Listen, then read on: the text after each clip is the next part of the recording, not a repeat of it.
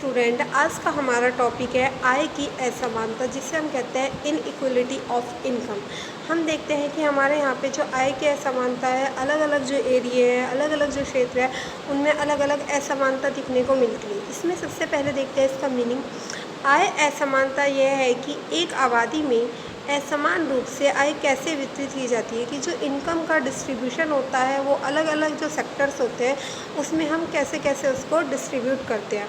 जितना कम वितरण उतना ही अधिक आय समानता होगी, कि जितना कम हम डिस्ट्रीब्यूशन करेंगे उतनी ही ज़्यादा हमारी क्या होगी, इनइक्वलिटी ऑफ इनकम बढ़ती जाएगी। आय असमानता अक्सर धन असमानता के साथ होती है, जहाँ पे क्या देखते हैं हम, इनकम की जो इनइक्वलिटी होती है वो कैसे देखने से पता लगती है कि जहाँ पे हमारा धन का जो डिस्ट्रीब्यूशन होता है वो अलग अलग होता है, वहाँ पे क्या होता है, आय की असमानता बढ़ती चली जाती है। जो कि धन का क्या होता है, असमान वितरण होता है, डिस्ट्रीब्यूशन ऑफ इनकम। देखो, अर्थशास्त्र में आय असमानता व्यक्तियों, समूहों, आबादी, सामाजिक वर्गों या देशों के बीच हो सकती है। आय के वितरण में महत्वपूर्ण असमानता हो सकती है। आय असमानता सामाजिक स्तरीकरण और सामाजिक वर्ग का एक प्रमुख आयाम है। जो भी हमारा सामाजिक स्तरीकरण है, जो सेक्टर्स होता है, उसका जो एक प्रमुख आयाम होता है वो क्या होता है, आय की असमानता। यह असमानता कई रूपों में हमें देखने को मिलती है, जैसे कि हमारे यहाँ पे धन की असमानता हो सकती है, कोई हमारा पॉलिटिकल सेक्टर है उसमें आय की असमानता हो सकती है, सोशल जो हमारे फैक्टर्स होते हैं उसको भी ये क्या करती है, इफेक्टेड करती है। आय जीवन की गुणवत्ता का एक प्रमुख निर्धारण है। देखो, जिस व्यक्ति की आय जितनी ज़्यादा होगी उसकी क्या होगी, उसकी जो रहने का लिविंग स्टैंडर्ड होगा, उसका चलने का, बोलने का, वे ऑफ टॉकिंग, सब कुछ क्या होगा, हमें डिफरेंट देखने को मिलता है। किसके ऊपर डिपेंड करता है, हमारी इनकम के ऊपर, जो व्यक्ति और परिवारों के स्वास्थ्य और कल्याण को भी प्रभावित करती है। जो इनइक्वलिटी ऑफ इनकम होती है वो क्या होती है, किसी की हेल्थ के ऊपर, वेलफेयर के ऊपर भी अपना बहुत ज़्यादा इफेक्ट डाल के चलती है।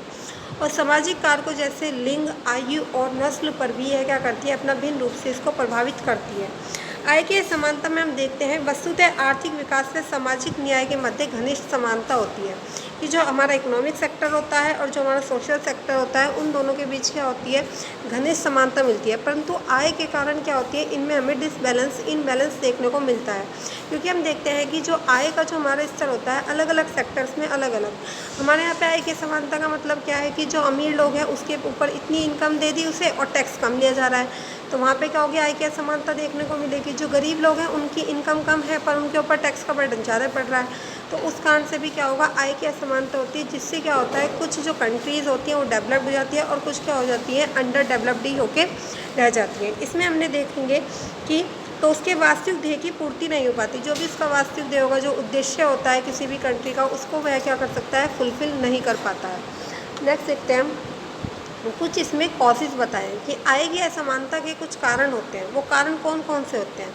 सबसे पहला इन्होंने जो कारण कहा है, डिफरेंसेस इन कैपेबिलिटीज़। क्या जो हमारी कैपेबिलिटीज़ होती हैं, जो हमारी योग्यता होती है, जो हमारी क्षमताएं होती है, उनमें भी क्या होता है, आय की असमानता देखने को मिलती है। कि देखो, जिस व्यक्ति के अंदर जितना स्किल्स होगा वो उसी के अकॉर्डिंग क्या करता है, इनकम अर्न करता है। यदि हमारे अंदर स्किल्स कम है तो हम क्या करेंगे, इनकम कम अर्न करेंगे। यदि स्किल्स ज़्यादा है तो इनकम ज़्यादा करेंगे। तो अकॉर्डिंग टू उसकी कैपेबिलिटी की, उसके अंदर कितनी योग्यता है। तो कई बार हम देखते हैं कि कम पढ़ा लिखा व्यक्ति भी क्या होता है, अधिक इनकम अर्न कर लेता है, और जबकि कई बार क्या होता है, ज़्यादा पढ़ा लिखा भी नहीं कर पाता। क्यों, ये क्या हो सकता है, उसका स्किल हो सकता है, जो हर व्यक्ति में क्या होता है, अलग अलग देखने के लिए हमें मिलता है।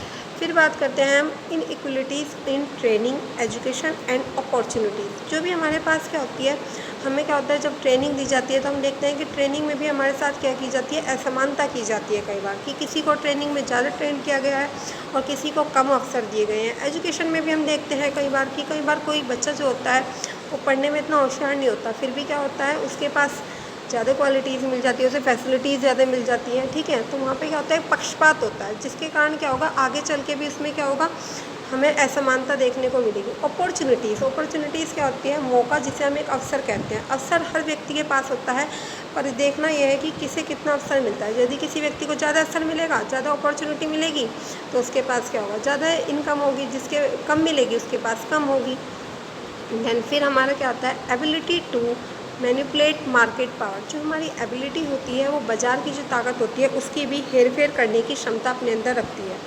बाजार की शक्तियों का अनेक बार इस प्रकार प्रयोग किया जाता है कि कुछ व्यक्ति अथवा व्यक्तियों के समूह में एकाधिकार स्थापित होता है। एकाधिकार क्या होता है, एकाधिकार वह पॉलिसी होती है जिसमें क्या होता है, 2 या 3 कंपनियां हैं और उन सबको मिलाकर एक कर दिया, तो उन्होंने क्या करा, अपना एकाधिकार वहाँ पे स्थापित कर लिया मार्केट के ऊपर।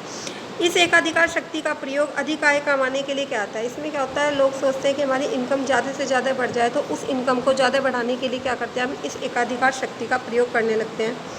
एकाधिकार शक्ति को बनाए रखने के लिए धंधे में पहले से भी लगे व्यक्ति, जो पहले से ही वहाँ पे धंधे में लगे हुए व्यक्ति हैं, उनके पास क्या होता है, कानून द्वारा प्रतिबंध लगा देते हैं, अथवा अपनी वस्तुओं को कम कीमत पर बेचकर तीव्र प्रतिस्पर्धा, अपनी वस्तुओं को क्या करेंगे, कम रेट पर बेचेंगे, कम रेट पे वस्तुओं को बेचेंगे, जिससे क्या होगा, लोग उनसे ज़्यादा खरीदना स्टार्ट कर देंगे। वो ये नहीं देखते कि हमें लॉस हो रहा है, क्या हो रहा है, वो तो बस ये देखते हैं कि हमारी इनकम कितनी हो रही है, कि इनकम कहाँ से कैसे ज़्यादा की जाए। ठीक है, तो उन्होंने, कई सारे लोगों ने अपना बिजनेस एक साथ कर लिया। उस बिजनेस को एक साथ करने के बाद उन्होंने क्या करा, माल को क्या करा, कंपटीशन देने के लिए मार्केट में उसको उन्होंने कम रेट पे सेल करना स्टार्ट कर दिया। जब उन्होंने उसको कम रेट पे सेल करना स्टार्ट कर दिया, तो लोगों ने क्या देखा कि उनसे ज़्यादा खरीदना स्टार्ट कर दिया, जिसके कारण क्या हुआ, आय की असमानता हो गई। जो लोग महंगा सामान खरीद के ला रहे थे, उन्हें क्या होगा, उनका प्रोडक्ट सेल ही नहीं होगा। उनका प्रोडक्ट सेल नहीं होगा, तो जिन लोगों ने क्या करा, कंपटीशन देने की उन्हें कोशिश की, उनके पास क्या जाएगा, ज़्यादा इनकम हो जाएगी, सोर्स ऑफ इनकम उनका बढ़ जाएगा। फिर है हमारा इकोनॉमिक्स एक्सप्लोटेशन। ये क्या होता है, अर्थशास्त्र का शोषण जिसे हम कहते हैं। आर्थिक शोषण भी हम इसे कह सकते हैं एक तरीके से। व्यक्तिगत लाभ या संपत्ति के स्वामित्व की लालसा व्यक्ति के मानव को दानव भी बना देती है। कई बार हम कहते हैं कि हमारा पर्सनली प्रॉफिट बहुत ज़्यादा हो जाए, ठीक है, तो जो प्रॉफिट हम ज़्यादा करने की कोशिश करते हैं, तो इसमें बताया गया है कि कई बार हमें क्या होता है, दानव बनाने की स्थिति में आ जाती है। यही भावना जो होती है पूंजीपति। पूंजीपति कौन होते हैं, जो बड़े बड़े जैसे अंबानी हुए, ये सब क्या होते हैं, हमारे यहाँ पे पूंजीपति होते हैं। इनका ये क्या करते हैं, जो लेबर होती है उनका क्या करना स्टार्ट कर देते हैं, शोषण करना स्टार्ट कर देते हैं उनका। धनी व्यक्तियों द्वारा गरीबों का शोषण किया जाता है कि इसको नीड है, तो इसे, जब आदमी को नीड होती है तो हम देखते हैं कि उसके, वो ये नहीं देखता कि कोई काम छोटा है या बड़ा है, वो क्या करेगा कि उस टाइम बस मुझे करना है, मुझे क्योंकि पैसे की नीड है, तो उसे क्या करेंगे, उसकी जो स्किल है उसको भी क्या करते हैं, कई बार गिरा देते हैं। उसे क्या करने के लिए कोशिश करेंगे कि कम रेट पर हमारा ज़्यादा से ज़्यादा काम करना लगे। तो इस तरीके से क्या होगा, आर्थिक शोषण होना स्टार्ट हो जाता है।